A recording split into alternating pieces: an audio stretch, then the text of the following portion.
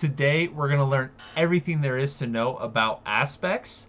So let's get right into the video.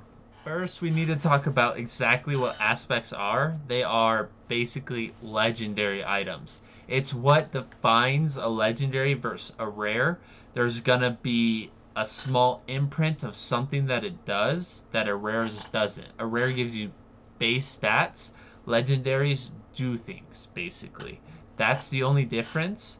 And aspect and legendary are actually interchangeable because the legendary effect, the aspect, you can actually take off of that legendary item and make it into a rare item and keep that aspect and put it onto a different rare item. And we're going to talk about all about how that works today. There are 5 different types of aspects, so you need to know what those are and how they work.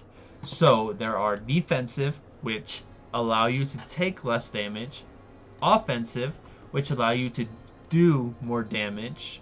Now again, this is as simple as it gets. Resource is about your resources. Barbarian has fury, sorcerers has mana, druid has spirit. All of those things are going to be in here. There's bone skills for necro. That's what resource is. Utility is going to be all about your utility, so immobilizing enemies, stunning enemies, slowing them. That's all very important. And then finally, mobility is going to be about movement speed. And it's that simple. These are the 5 types of aspects, and they all have according logos to them. So shield, axe, fire, gear, and wings as it appears.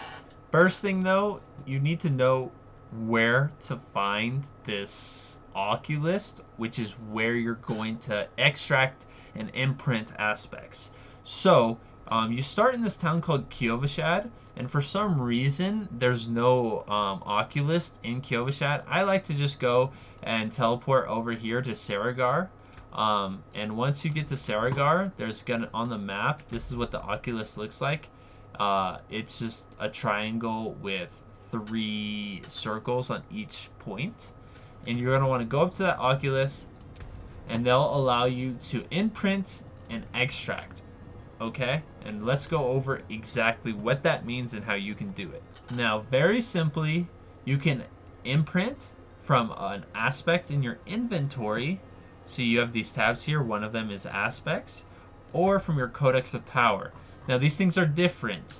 How do you get each of these? So getting your codex of power, which is all of these, there's 115 in total.